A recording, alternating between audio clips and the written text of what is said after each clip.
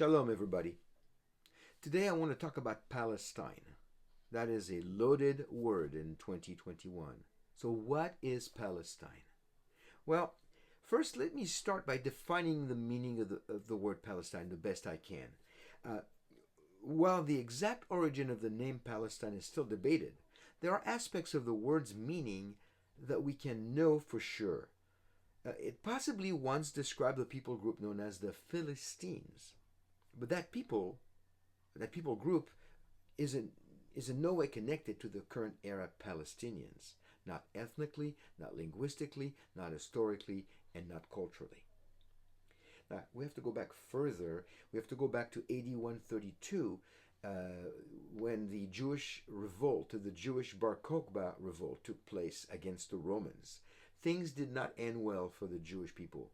And in addition to a bloodbath of gigantic proportions, Israel was renamed Palestina by the Romans. The rebranding of the land with the name of their enemies, the Philistines, was an effort to undermine Jewish history and humiliate the Jewish people further.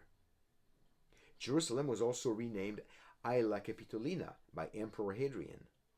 Now, the name Palestine kind of stuck and continued to be used after that time, but it is nowhere found in the Bible.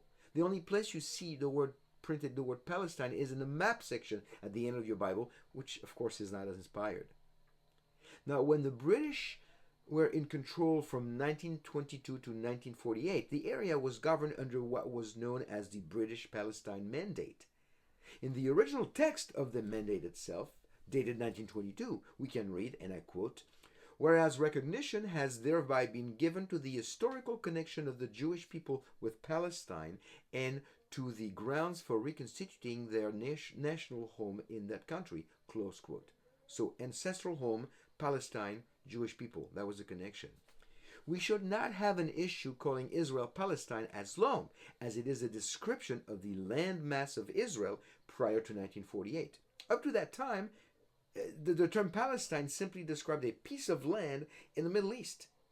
Even after Israel became a state in 1948 and the name Eretz Israel started being used, the word Palestine was not an issue for anybody.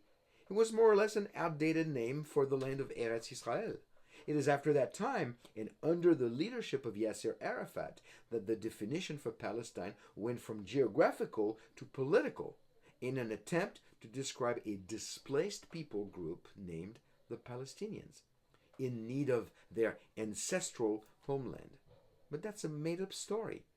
Before the 1960s, historical documents were replete with descriptions of Israel as Palestine, such as the one I mentioned, the Palestinian Mandate, a British Palestinian Mandate.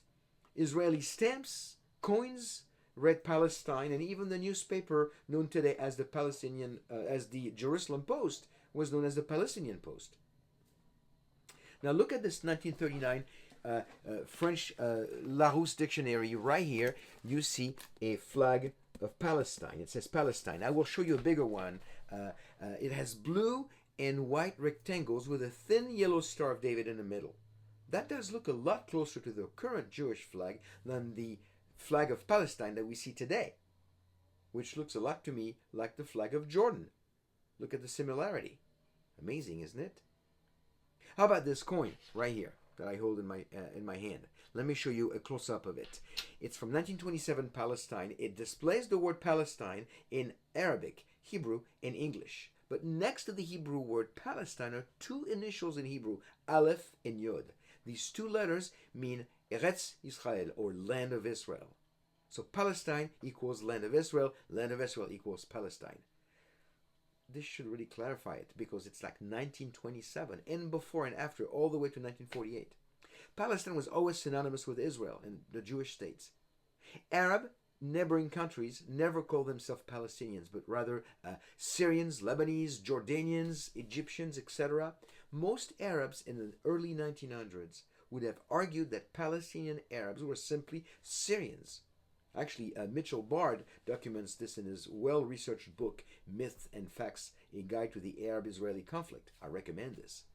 He writes, And I quote, "Prior to partition, Palestinian Arabs did not view themselves as having a separate identity. When the first Congress of Muslim Christian Associations met in Jerusalem in February 1919 to choose Palestinian representatives for the Paris Peace Conference, the following resolution was adopted. We consider Palestine as part of Arab Syria, as it has never been separated from it at any time. We are connected with it by national, religious, linguistic, natural, economic, and geographical bonds." Arab Syria, Palestine. Very interesting definition here. See, even God in the Bible used different names for the land of Israel, such as the land of Canaan in Genesis 17:8, or the promised land in Genesis 50:24, even the land in Exodus 6:8. But nowhere in the Bible is Israel ever called Palestine, not even once. Even the Quran mentions the Holy Land in the context of Moses and the spies preparing to enter the land of Canaan. But never, ever does it call it Palestine. As a matter of fact, Jerusalem is not even mentioned by name in the Quran. Now, unfortunately, today nobody questions the etymology of the word Palestine, and that's a shame. That is very unfortunate. What is really sad is that the Arab refugees who were forced by their own countries to remain in Israel post 1948 ended up having children who then had their own children, and these innocent subsequent generations have been labeled Palestinians for political gain. They are really just people who deserve a real home and a decent life in that region of the Middle East. Backtracking to pre-1948 Palestine would connect them all with one or another of the neighboring Arab countries around Israel. But that doesn't really serve the current agenda of Israeli occupation, colonization, and ethnic cleansing. Why is it that someone who is pro-Israel is rarely anti-Palestinian, while someone who is pro-Palestinian is seldom pro-Israel? I don't understand that. Thank you and shalom.